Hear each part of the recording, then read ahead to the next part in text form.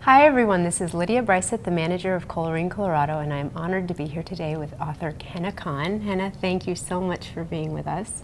Hena is an award-winning author for both children and young adults, and we're going to be talking today about her books and some of the personal experiences that inform her books, as well as the conversations she's having in schools with kids and adults about the books that she's writing and the themes that are coming up, which are timely and relevant today. I do want to take a moment to thank our partner, the National Education Association, for making this series of Facebook Live events possible, as well as our long-term partner and friend, the American Federation of Teachers, that has made so much great content available on Colorin, Colorado. We look forward to hearing your questions and comments and hope that you will like and share this post on Facebook, both now while it's going on and later when it's archived. So we have our housekeeping taken care of, and Hena, I just want to jump right in and thank you for being here. Thank you for having me. It's a pleasure. And I'd love to hear a little bit about your background growing up and your family. Sure. So I grew up right outside of Washington, D.C. in a Maryland suburb, in a nice quiet little community. My father immigrated to the U.S. before I was born, so way back in 1959. He was really a pioneer, one of the very first wave of Pakistani immigrants to the U.S. He went back and married my mom 7 years later and raised us, in the same house. Actually, I was born and raised in the same home that my mother still lives in today. One of four siblings, and the second, and went to public schools and had a pretty unremarkable childhood in a good way. We definitely had family friends in the area who were Pakistani American. So we grew up, sort of like cousins, since I didn't have family in the area. But apart from them, in school, I really didn't have very many people who were like me. There was one boy who was Indian American in my grade, so we went through elementary school together. I did have a best friend who was Korean American, much like my character Amina and Amina's voice, and that relationship really inspired part of the book. And I definitely felt that the fact that she was also sharing two cultures and we could find similarities in our upbringing was a bond that we had.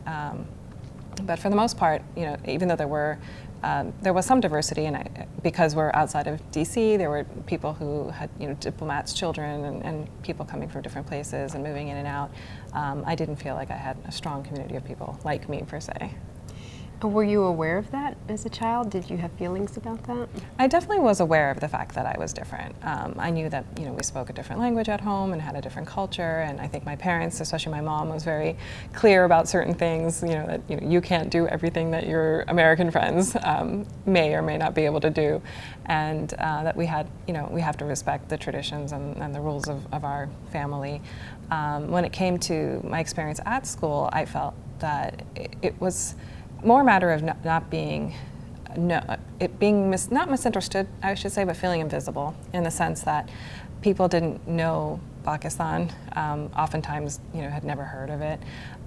They didn't really know much about my culture, my traditions, my religion. A lot of people didn't know what the word Muslim meant. So when it came to things like even holidays or excused absences for holidays, I wouldn't even bother to mention them by name because I didn't expect my teachers or peers to know what Ramadan was or what Eid was. And it was something that I think I knew, and I don't know how much I felt bad about it as a kid. It's just that was the reality that I accepted. And one of the things that happens in Amina's voice, one of the bonds with her friend, as you mentioned, is that no one can pronounce their name correctly. And this is something that they've gone through with all of their schooling. What was your experience like in terms of your own name? Yeah, and it's funny now that I think about my name in the context of other people I've met, since, who have much more difficult names to pronounce than mine. But my name is Hena, actually. It's pronounced with almost like a light I. But it's also henna, and I am named after the same flower that makes the henna tattoo. And when I speak to my husband, for example, whose name is Farooq, which is much more of a mouthful, he would tease me and say, your name wasn't even that hard, but people would automatically stop during roll call. Anytime we had, when I had a new teacher at the beginning of the year, or I had, a substitute, they would pause. And I think just seeing Hena Khan was something unfamiliar, and they wouldn't often know how to pronounce it, or they would say, Hena, or how do you say this? And and I think when you have a bunch of friends who who have names that are easy to pronounce, like Allison or Jessica or whatever, you do feel different that somebody can't say your name. And my friend in school had the same experience, and she and I were actually right after each other on the alphabet, so we would know when that was coming up, and it was something that we did have in common and could commiserate about. And I think it's a really important point for teachers who are working particularly with English language learners, immigrant students, the impact of being able to say a name correctly and pronounce it correctly, taking the time, as opposed to the impact of not doing it, can really have an impact on how a child feels about themselves, right? I think so, and I think a lot of times kids don't have the confidence to correct a teacher. So I think it's good to not only make a few attempts to get it right, and of course if it's a difficult name you might struggle, but then to check and say and ask, am I saying this correctly? Because if you aren't, it's unlikely that a child would at least after some time has passed, have the nerve to say, by the way, you're saying my name completely wrong. And even when I was a junior in high school, my chemistry teacher called me Hena the entire school year, and I didn't have the courage to tell her that it was wrong. But every time she said it, it would sort of grate on me. And of course, by then I was a bit older. But I think for younger children, I think it's even harder, and it can be alienating to feel like someone's not taking that time to identify you by your name, which is the most profound thing about you, really. We were speaking with a teacher in our last event, and she is teaching her kids how to become advocates for themselves, and that's one of the things that she's talking about is how can you have a conversation with a teacher if they're not pronouncing your name correctly. So yes, I as the ESL teacher could go in and say, you're not pronouncing his name correctly, but what if you begin to learn how to become an advocate? So that's an area that she's identified in teaching her kids and giving them the confidence. So I think that's great. It's an inspiring example. And in terms of your own, you had mentioned that people didn't really know much about your religion and the holidays. What were some of those traditions that you remember? What were some of the things that were sort of special that stand out for you? Well, the biggest one for any kid, I think, is the celebration. So the Eid festivals were the biggest, and a reason for excused absence from school if it did fall during the school year, since they rotate around the calendar. But really a time for special prayers at the mosque in the morning, and then spending time with family and friends, mostly friends. We didn't have too much family in the area, but occasionally, or some remote cousins, and just feasting and exchanging. At that time, we really didn't do as many packaged gifts as people do now, but as a kid you would get what we called Eid, which was a little gift of money, and just dressing up in your finest clothes, and so it was just a nice time of year, a nice celebration for us, and growing up, I knew about other people's celebrations, and I obviously Christmas being a big deal, I celebrated with my friends. I even went caroling in my neighborhood with my friends, so I knew all the Christmas songs, and a lot of my neighbors were Jewish, and so I knew all about Passover and ate matzah crackers really happily, and so I understood that people had different traditions, and I respected their traditions, but I didn't feel that people really knew anything about mine, even though it was as special to us, but in a way it felt a little less special because other people weren't recognizing it, or couldn't share it with us the same way.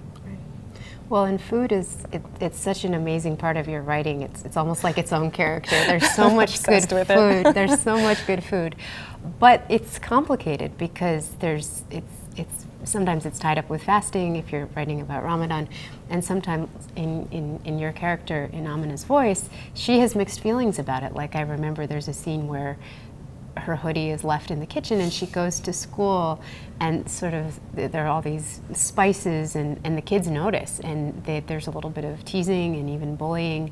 Her friend has the food that the kimchi that smells really strong and gets teased, and sometimes she just really wants a peanut butter sandwich, and so like there's a little bit of a tension because it's so special, and she has her favorite dishes, and so I just wonder, like, what was that like for you growing up with all this amazing food in your house? Well, I definitely did have the experience of my mom putting a shami kebab in my lunchbox and opening that up, and that smell wafting through the cafeteria, and really wishing for tuna, which is not the best smelling thing you could have in your lunchbox either, but at least it's familiar.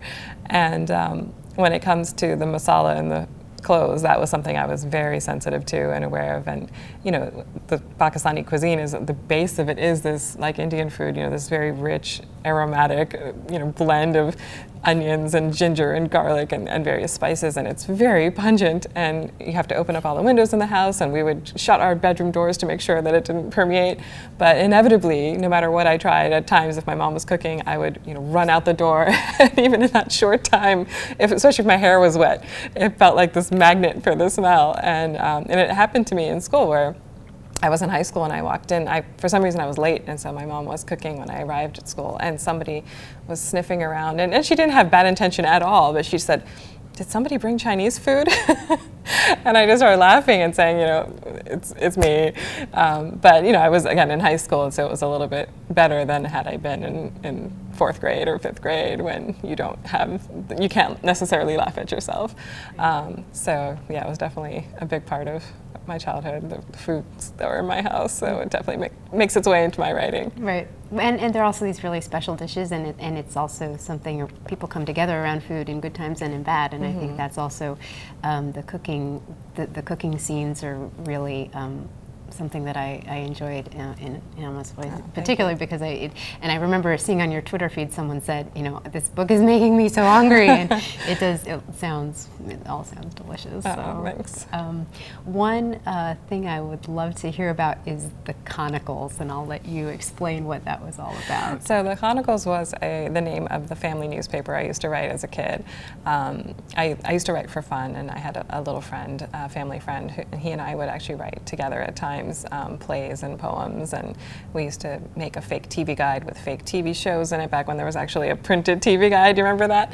And we would act them out. So we loved to do creative things like that. And one of the things I did on my own was this family newspaper where I would just detail things that happened in my life, and I had different sections dedicated to different things like food and the weather, or my piggy bank was the business section, and I would talk about my younger brothers and their antics, and of course a lot of editorializing in this journalistic endeavor. And I even had letters to the editor, actually, where I would request things and answer them myself, and so it was a fun project for me. And I don't remember anyone reading it. I think my parents probably did. I hope they did at some point, but I still, you know, chugged along and wrote these issues that, you know, for whoever was interested. And then when you found them recently, what happened when you went back and you were reading? So I was really happy to discover these pages. I had written them on lined notebook paper, and created the sections and taped it together so they were all yellow with age. But I went through and was reading them just to see, you know, it was such a treat to go back and see what you thought about when you were a kid, or what mattered to you when you were a kid.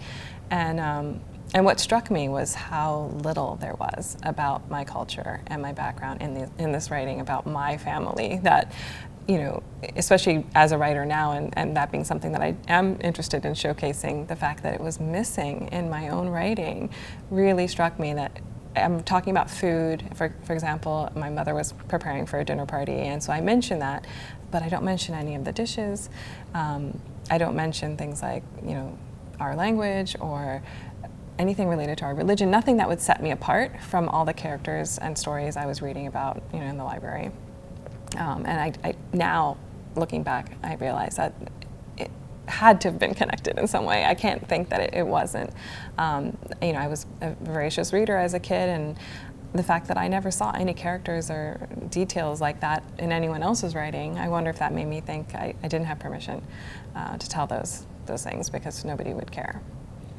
And you said you were a voracious reader, and you went to the library a lot, right, with your family, and so you had this exposure to all these kinds of books, right, and nothing that was really capturing your own experience. Yeah, absolutely. And I still love to read. You know, it wasn't that it prevented me in any way. We went very often to the Rockville Public Library with bags from the grocery store that we'd fill up, and I read everything I got my hands on, really.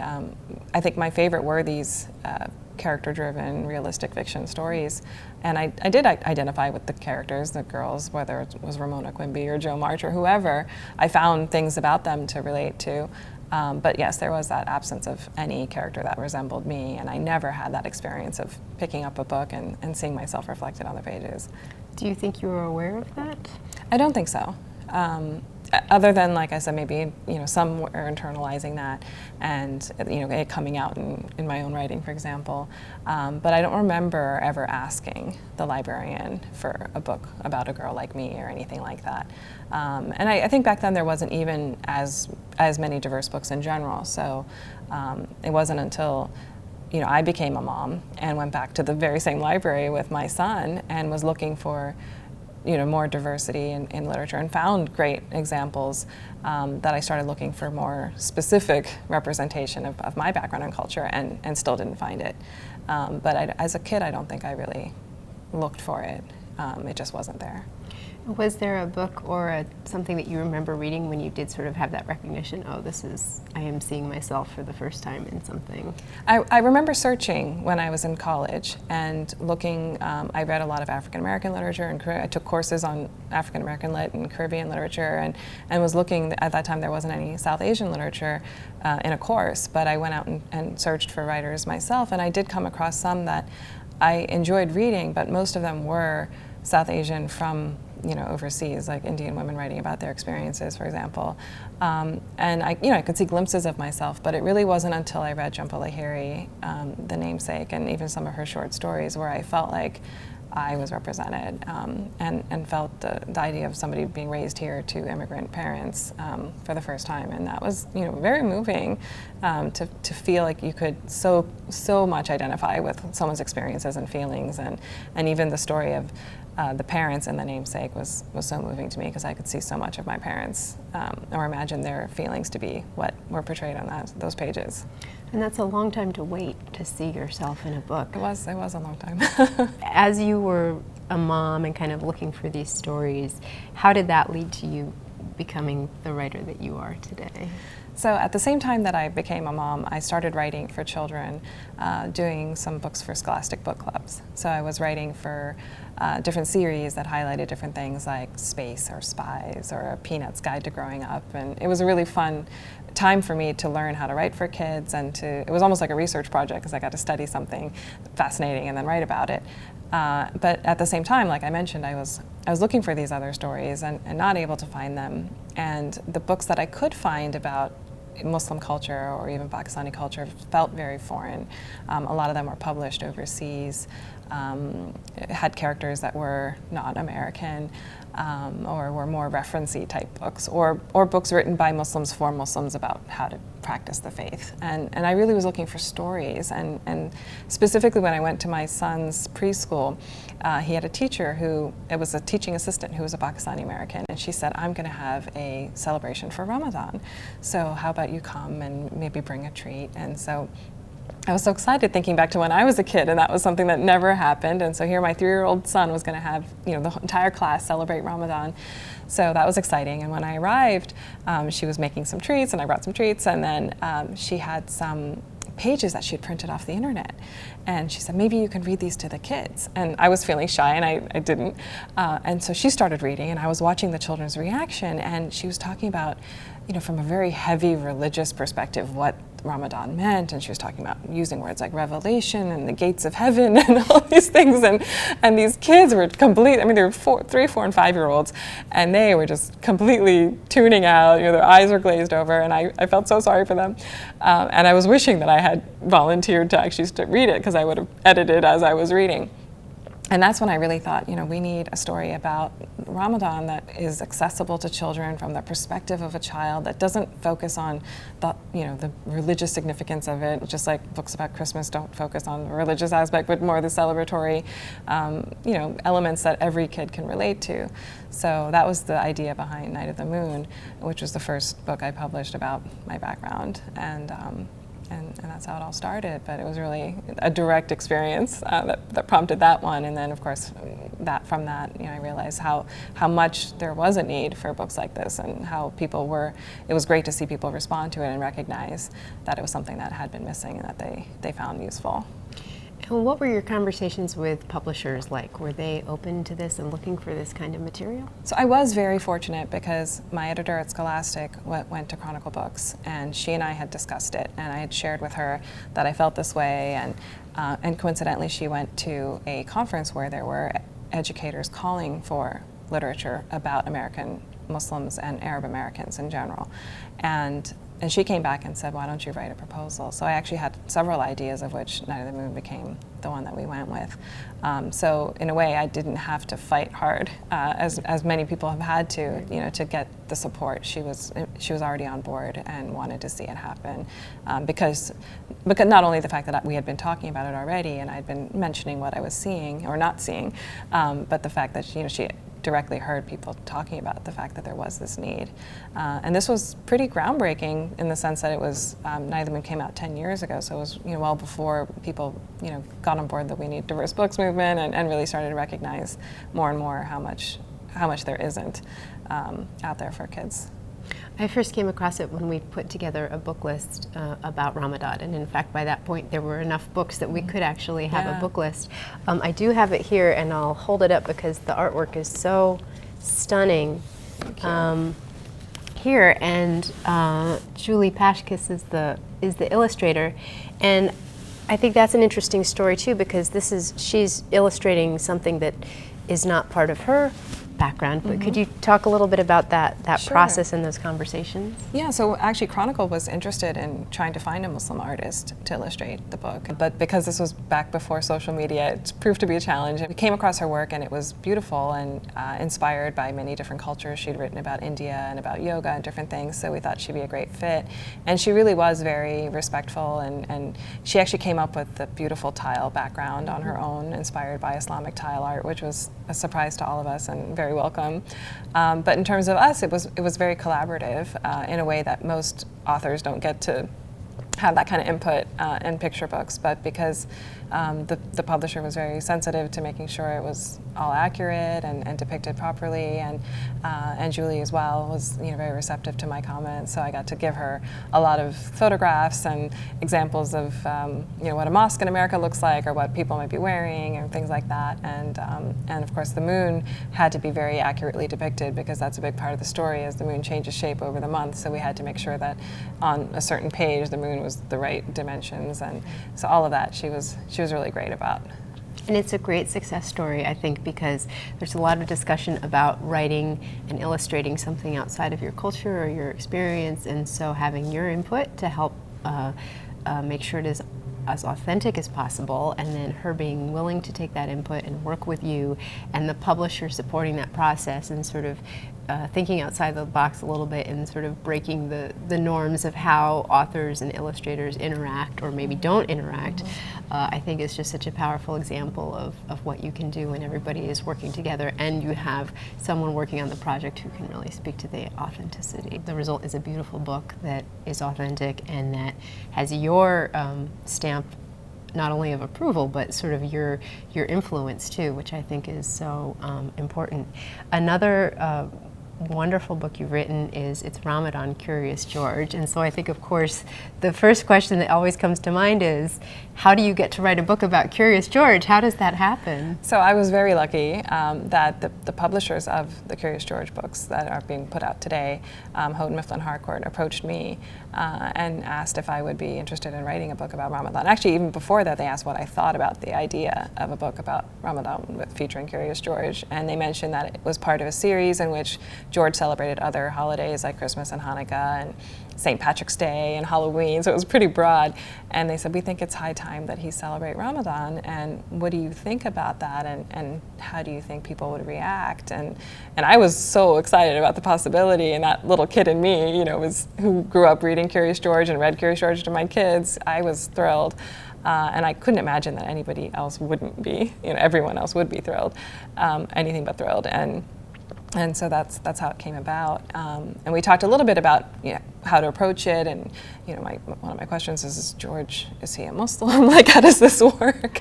And they said, how about he has friends who are Muslim and he observes the traditions with them? And that's the way I wrote it. So it was a fantastic experience and really so meaningful to have a character like him be inclusive in that way.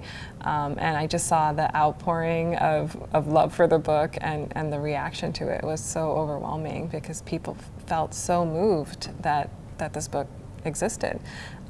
People my age, with their own children, who just said, this is a thing, and that's, the reactions were wonderful to see, and I think it took all of us by surprise. We knew it would be welcomed, but we didn't realize how much it would mean to people. And it's been very successful. It's done very well in terms of the printings, right? Yes, as far as I know, it's. I think within the first few weeks they were in their third printing, so it really was exciting, to see how much people reacted to this, and not just the American Muslim community, but really everybody was responding to it in a very positive way, thinking it was a good step towards inclusion, a good teaching tool.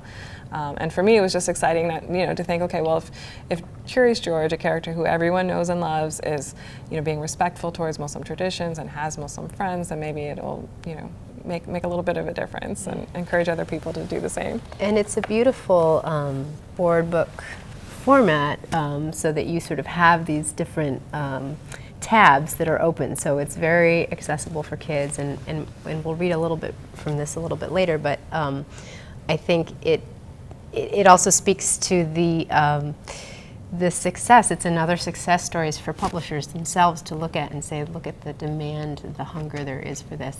How did your own kids react when they found out you were writing a Curious George book? They loved it. They were so excited. I bet. And they're my biggest fans, so they're always super supportive of everything. I'm sure. Now, the next book I wanted to talk about here, we have Golden Domes and Silver Lanterns. This is another stunning book here, a Muslim book of colors. Could you tell us how this one came about? So the idea behind this was, as much as I love Night of the Moon and I loved writing about Ramadan, I wanted a book that was not holiday specific, that would be, a resource for people year round, and this is a nice way to introduce objects that are significant or concepts that are significant to Muslims through a color concept. So things like the prayer rug or the headscarf, the hijab, the Quran, the holy book of Muslims, things like that are introduced in this very simple rhyming prose. So it was a very fun book to write, and really the illustrations, I think, are what propelled this book. The artist did an incredible job. So even though it looks like, to me, like a work of art and a book you just want on your coffee table, but also the appeal has really been very broad, and I think even wider than the publisher and I expected. People, I think because there's a lot of faces in the book as well, people tell me that their babies, little babies, under age 1, respond to this book, and I think because of the simple text and the rhyme too, but they point to the faces, and they seem to connect with it in a really nice way. So I've been really happy with it.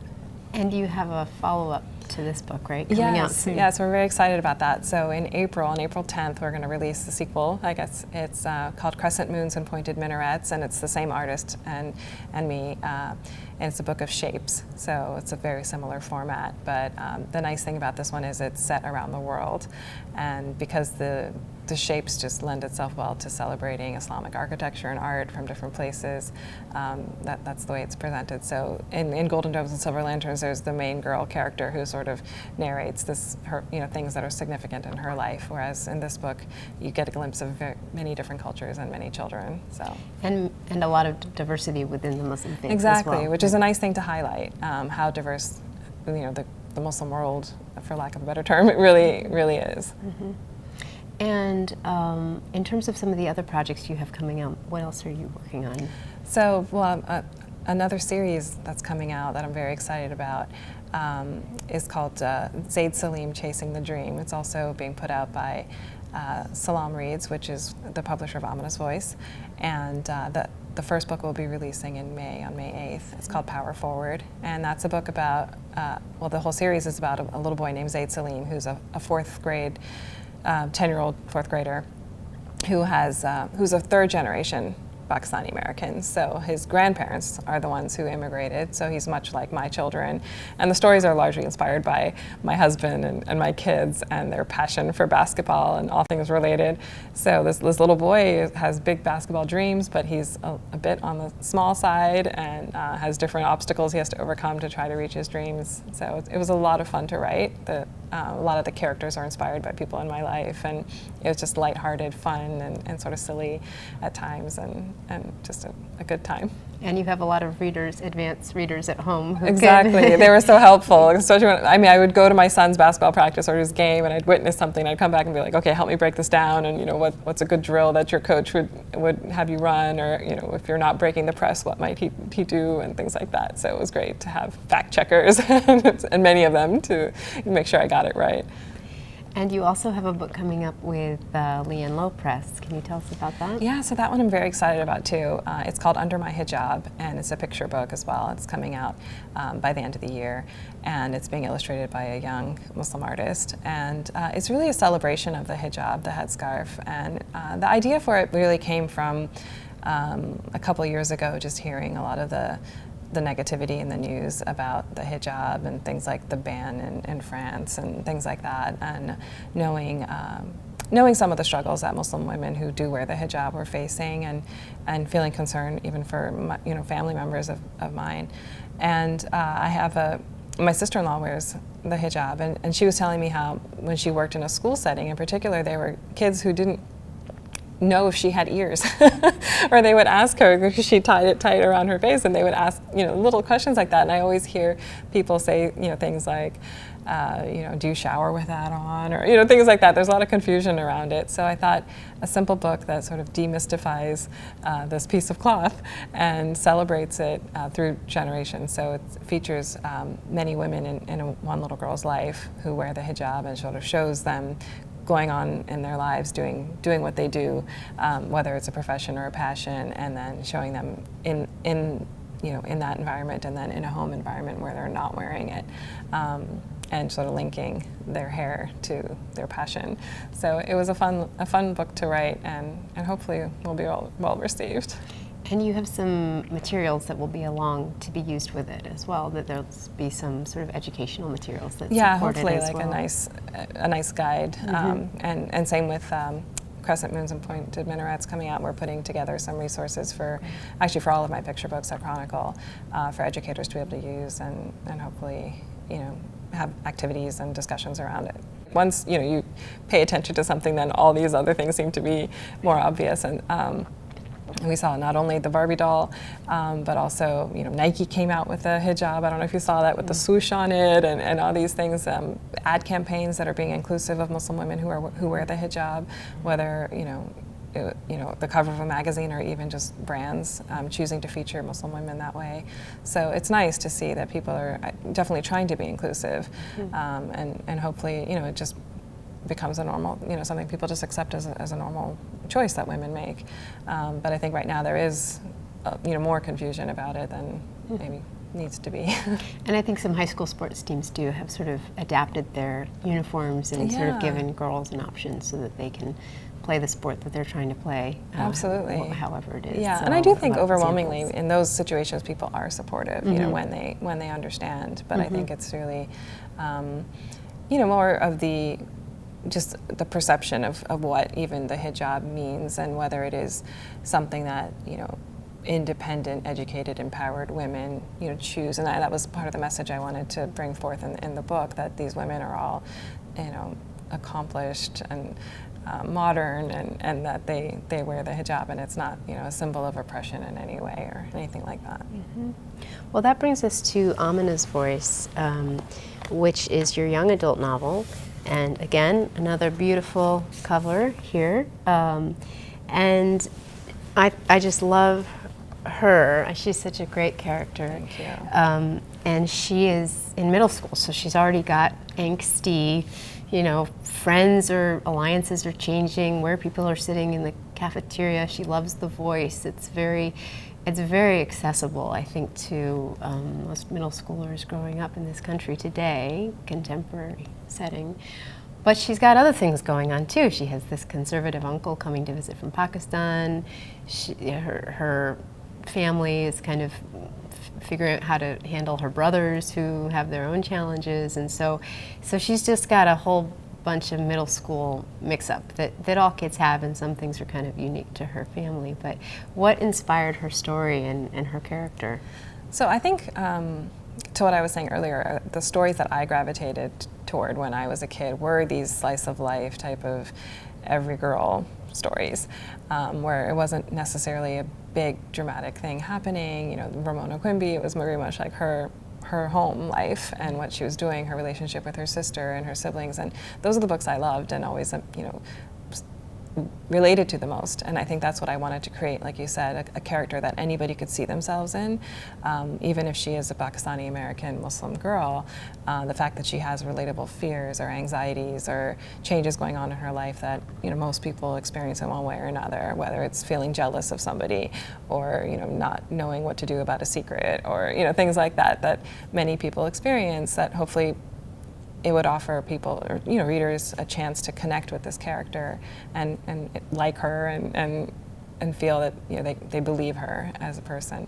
And then, of course, at the same time, her being a Pakistani American, you know, she's the character that I wish I had read when I was growing up, and in a way, it's, you know, a chance for me to offer something to all those kids who haven't seen themselves in a book before. So it's for them, for sure, but also for readers to really have, who are outside of the culture, to be able to relate to somebody who they may not have realized is as similar to them as she is. And even being able to go into an Islamic center, to visit a mosque for the first time for many people, to witness some of the religious traditions that are unfamiliar, like praying in congregation, things like that, and to see how unremarkable they are too, you know, and that they're a lot of. It's so gratifying to have readers tell me that that they can relate, you know, that going to Hebrew school or going to CCD or whatever it is, that a lot of kids have that in their lives, and it's very familiar to them, even though it's a Muslim experience. And the community, I think the sense of community within the family, within the faith community, kind of what people do for each other, the Sunday school, and then the details in the home, the clock that helps remind when it's time for prayer, and sort of these details that if perhaps you haven't been in a home of a Muslim family before, it would be new to you. I think I was finding myself kind of at the same time really relating to it and then learning a lot and just feeling like I also would have loved this book if I had read it as a middle schooler, because there was so much in that as well. And it must just be an incredible experience to write the books that you, as you said, you wish you had as a kid. It really right? is. It really is. And that was what I was nervous about, because I didn't want it to feel, you know, because especially, you know, a book about colors teaching about concepts of Islam, it's you know, very much a teaching book. Sure. And I didn't want this to come off that way. And of course, you know, there is learning that can happen through the story, but I didn't want it to feel heavy-handed or in any way. That's what I was trying to do, so that trying to weave in these details as, you know, part of her life, which they are, and, you know, people learning just through reading. And I have seen some people comment on how we don't define terms. There's no glossary at the end of the book or anything like that, and that was a conscious decision that, you know, readers are smart and they'll figure it out through context what it is we're talking about, even if we use a foreign word here and there. So that's what I really hoped for, that it was enough to, and people who are curious to learn more about a specific thing could obviously look it up, but that it was this light introduction to things through her everyday experiences. Absolutely, and I think you did it very skillfully, and it doesn't feel like it took a lot of effort. I'm sure it did, but it doesn't feel like you're getting a lesson. It feels like you're just absorbing it, but there's the story, and you kind of want to keep going and seeing what happens and where she heads next. So sort of a central incident that happens towards the end of the book, and I won't go into all the detail, but essentially there's some vandalism at the Islamic Center and at the mosque, and it's a very painful thing to read. And this is something you wrote a while back, so it was becoming more sort of relevant, but it didn't have sort of the relevance it has right now. So what was your thinking in including that kind of incident at the time? I think when I wrote the book, which was almost 5 years ago now, you know, Islamophobia was something that was on the rise in the country. It was something I was aware of. I had heard of mosque vandalism incidents around the country, but it wasn't with the alarming frequency we're seeing now. And, you know, it was something that many communities face from time to time. And I think I really wanted people to one, experience this center and this mosque and grow to love it, and see how valuable it was to Amina's family. But then also when the destruction did happen, to be able to put themselves in her shoes and imagine what it would feel like to be a little girl who is faced with something as distressing as that. As you mentioned, it happens towards the end of the story. It's not the point of the story. The point of the story is really her journey and her own inner struggles and overcoming confidence and other things. But I felt like it was, to me, something that is an important thing that many communities do unfortunately face, and as you mentioned, like now more than ever, but also an example of how ultimately the community that comes together and support them is such a positive example of how people can react and treat each other, and sort of my hopeful thought on how, and really honestly it has been that way. In so many of the communities that have faced tragic incidents like this, we've seen this outpouring of love and support that very much mirrors what's in the book. I think you really get a sense of that with a little bit of hope that this brings people together and gives them another opportunity to express their support, which is so valuable. Thank you. Yeah, and I think one of the things I wanted to mention, and one of the characters does say this when they're watching the news, and especially her uncle who comes from overseas and witnesses this, everyone sort of remembers, wow, what is this person going to say? But the fact that one of the characters says that America is still the best place to live as a Muslim, and I feel like as a Muslim American, knowing people like me from all different backgrounds, Pakistani, American, or other backgrounds, that so many people feel that. And have felt that until maybe recently, but even despite what's happening recently, that this is a wonderful place to live and to be able to practice your faith. And in many, even Muslim majority countries, people don't have the freedoms that we have here. So we're grateful for that, and it was nice to be able to sort of celebrate that, that this community is very American and very happy to be American, even though it's not overtly said. I think maybe there's a line in there where somebody mentions that to the uncle, just to make sure he understands that everyone, feels the way they do. We do have a comment here from Nazia Maksoud. It says, "All the best, Hena. Feel proud." Thank you. Thank you. So in terms of your experiences growing up and now with your sons, how do you see that from an American Muslim perspective? What are the differences you see? Well, definitely I feel like as a parent, I'm much less focused on Pakistani culture than my parents were. So I do think there's a distinction that wasn't there when I was growing up between what Pakistani culture is and what Islam teaches. And for me, it was often confused. And sadly, my language skills are terrible, and I hate being a cliche that, the third generation is losing the language, but I just don't have the skill to teach it to my children. So I definitely feel like, excuse me, they have a more, I would say healthy, and maybe more a stronger identity, in that they are very much, and they don't question their Americanness. Whereas I mentioned when I was growing up, it was sort of like, well, you can't do what your American friends are doing, or they may be whatever having the sleepover, but you can't go, or But it was, and that comes up in the book a little bit too, when Amina's parents say to her brother, you can't do everything your American friends do, and that was something that we all grew up hearing. A lot of children of immigrants hear that, and the natural thought is, well, then why did you come here? And you have American children, so we are American. And so I feel like very much with my children, there's none of that. I don't want them to ever question their Americanness, and they're third generation Americans. So I think hopefully I sense from them that they don't have that, and for them the cultural stuff is fun. And it's nice to see them enjoy the food or even the clothing, the different celebrations. They like to watch Bollywood films sometimes with subtitles, and I get a big kick out of that. And I think in the new series I'm writing, it's fun to explore the culture from that perspective of being a generation further removed than I am. And I think when it comes to their Muslim identity, they're growing up with the advantage of books like these and others, and people trying very hard to be representative and inclusive. And I see things that didn't exist when I was in school, like international night and, slogans celebrating diversity and things like that.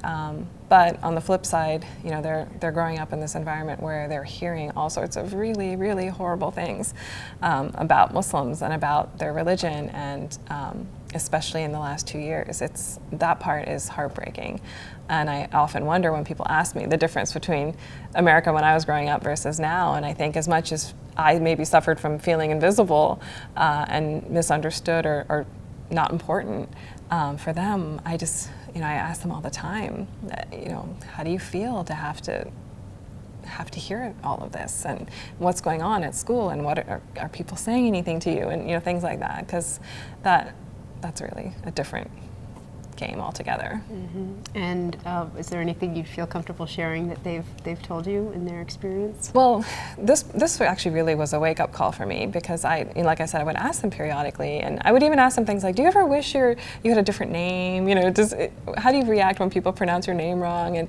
And my son actually told me that he had a teacher who had trouble pronouncing his name. His name is Bilal, and he said that this teacher said, I'm going to call you Bill.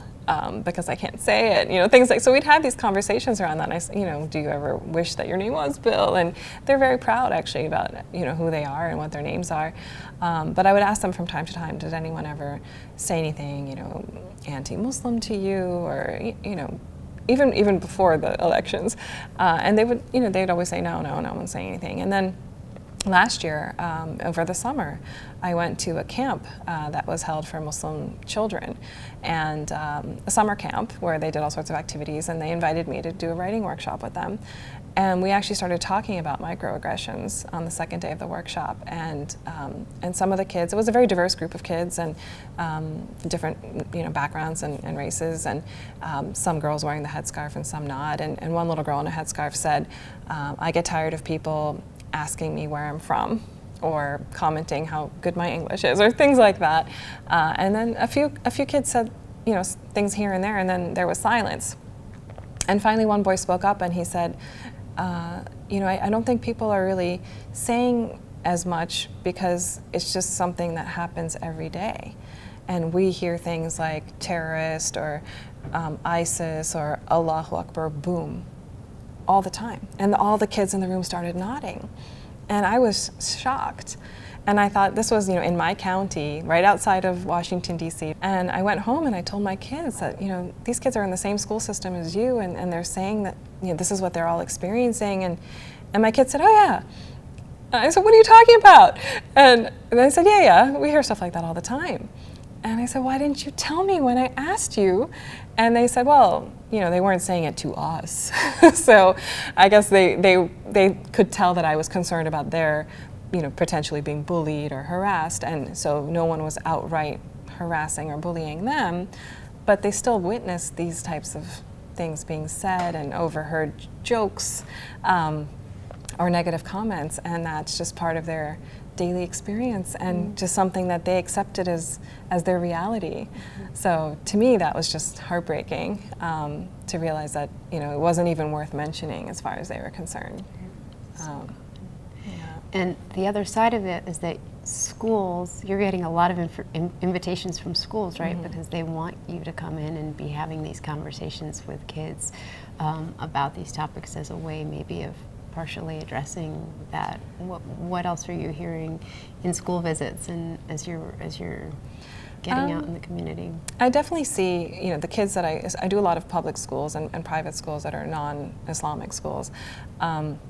And so, all of these schools have a certain percentage of Muslim kids. They don't know, obviously, when they invite me, how many there are. But it's always encouraging to see how many kids just react to me. I'll see all the kids in the audience like pointing to a kid when I mention a name and that that child has that name, or just all the connections that they make in terms of and wanting to share that I celebrate that holiday, or my family's from Pakistan, or whatever it is, and then to see beyond that the connections that other kids make. That when I talk about the hijab or I talk about the kufi in Golden Domes, that kids will bring up the yarmulke or the kippah, and the kids definitely can identify, especially if you make those connections that a mosque is like a temple or a church, or they relate to it very easily. So I see definitely that people are curious and open. I'm really grateful for the invitations and the fact that more and more I realize how little kids know, and even in many cases, administrators and teachers too, to the point where I more and more define terms as I go along that I assumed before that people knew. Even Muslim, for example. I thought everyone knew what a Muslim was, and now I make sure that they understand what Islam is, very basic things. And then in terms of reactions, I see that depending on the age, of course, I talk about different things. Sometimes it's a very general introduction, sometimes it's very focused on my books, but at times I do talk about Islamophobia directly, and with the permission of the school, and it's very well received. I think kids naturally have so much empathy and a sense of fairness, and they hate to hear that anyone's being mistreated, and just for them to understand very, very basic things and be shown how similar their American Muslim friends and neighbors are, and to understand why something like Islamophobia can happen. I talk a little bit about statistics, that 60% of Americans say they don't know a Muslim person, and how 50% of Americans say they know little to nothing about the religion. And I ask them to make that connection. So if you don't know anyone personally and you don't really know anything about something, what might happen?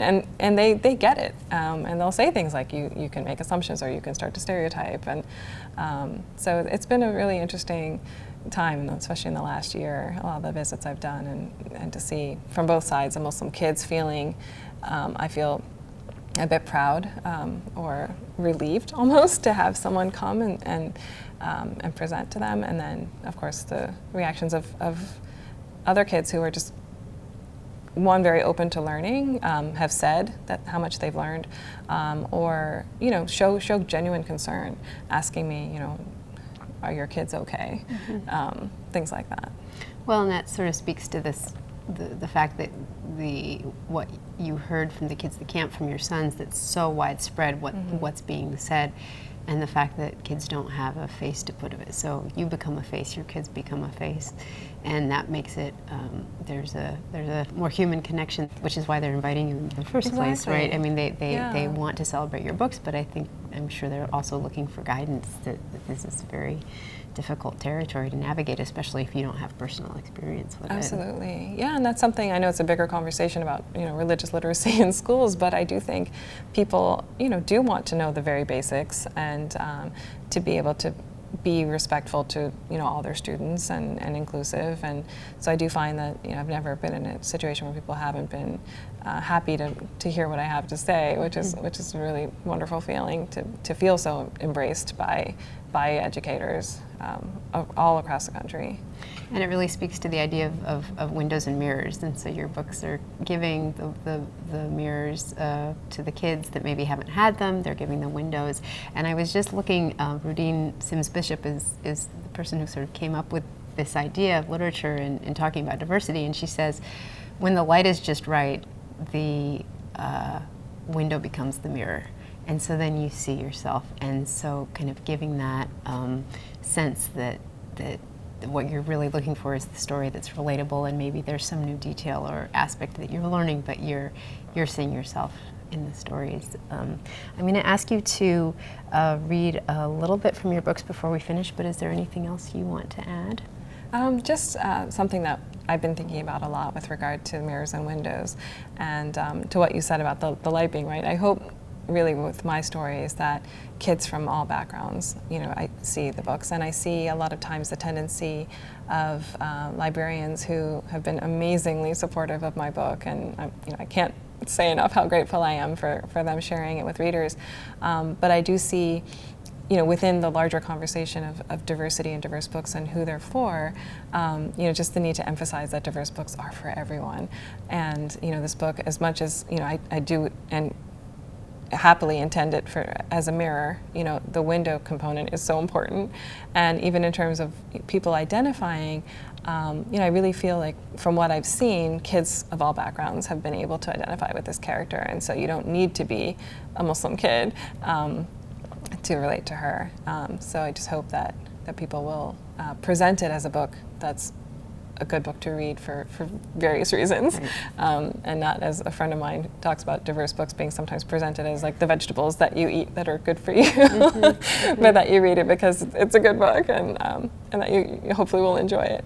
And the kids growing up in this country, there's a lot they can relate to, and if you think, wow, this is a great book for my immigrant student who just came maybe from Iraq, she might not have as much as that she can relate to in this story. I mean, this is a kid who's growing up outside of Milwaukee, right? And as I said, sometimes just wants a peanut butter sandwich. Exactly. Just like my kid, you know, wouldn't necessarily relate to the boy growing up in Cairo, even though he was a Muslim. And those were the books I was finding, but it didn't reflect his experience here. So definitely, like an Iraqi immigrant child might, you know, feel comforted knowing that this book is about a Muslim family, or, you know, seeing certain things happening in the book that she can relate to. But I don't think any more necessarily than, like you said, an American child from any background who is like, oh yeah, my middle school experience was similar to that, or I love watching The Voice too, or I have a big brother who kind of ignores me, or whatever it is. Right, and who I'm defending and keeping out of trouble. Exactly. Right. All right, well, because we've been talking about food, I'm going to ask you to read this page from, it's Ramadan, Curious George, and this is where all the food is coming out as they're getting ready to finally break their fast. Yeah, so they've had a little snack at sunset with a date and something sweet, and now it's dinner time, so they're going to feast. Now it is time to eat dinner. The spread on the table looks great. With something special for everyone, this meal was well worth the wait. Look at all the great choices: kebabs, curry, veggies, and rice. George spots a big pizza and takes a hot, cheesy slice. Oh, that's great. And then later on, he gets a little chocolate-covered banana because it's Curious George. Exactly. So you have these beautiful bananas. Right, you have these beautiful details. And briefly, we'll do a little bit from Amina's voice, and then it will be time to say goodbye to our friends on Facebook. We have a comment from Lim Hamilton Farougia from Edmonton, Canada. Oh, wow. So that's very exciting. So this is a scene where the kids are at Sunday school at the Islamic Center. Again, pizza comes up. But I think the sense of community, and, you know, some teachers are more fun than others, and, you know, oh, you're lucky he subbed for you. I think all that is very relatable for someone who has gone through some kind of schooling like that. So I wondered if you could just read this section. Thank you. The swarm of kids pours into a small courtyard where a volunteer hands out slices of lukewarm pizza from a box. It's the break between classes during Sunday school, and I'm starving, even though it's only 11 a.m. Take a drink, the lady motions to me. I grab my paper plate and a can of lemonade and hurry to a bench where Rabia and our friend Dahlia are eating their pizza. Their class always gets out earlier than mine, and they are a level ahead of me. In Sunday school, your age or grade in regular school doesn't matter. It all depends on how well you can connect Arabic letters into words and how many passages from the Quran or surahs you can recite from memory. Hey, that's a pretty one, I say to Dahlia, pointing to the blue zigzag pattern scarf expertly wrapped around her head. My own slid off my head as I walk toward them and is hanging around my neck like a miniature cape. Thanks, Dahlia says. She carefully bites up to the crust of her pizza. This one's my mom's. Dahlia always wears the hijab, and not just at the Islamic Center. She even sports it at the middle school she goes to.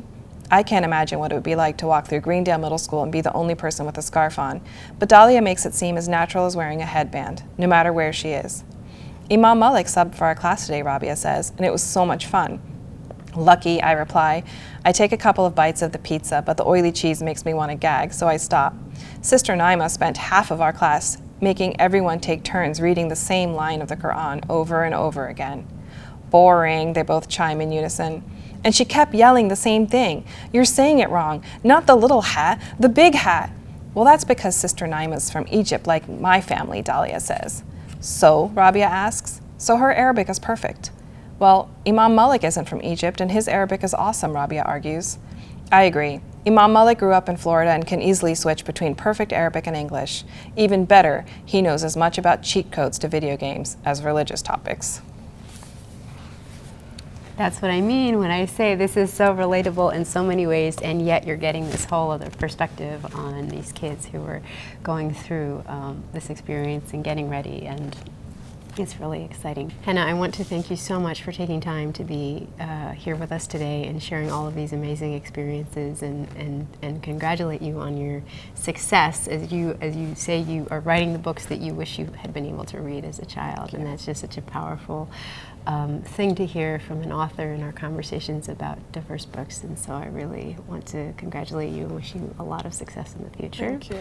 And I'm Lydia Bryseth, the manager of Colorin, Colorado, and we also want to take one more opportunity to thank our partner, the National Education Association, for making this event possible, as well as our long-term partner, the American Federation of Teachers. So thank you to the NEA and AFT, and we will look forward to seeing everybody here in the future on Facebook Live with Colorin, Colorado.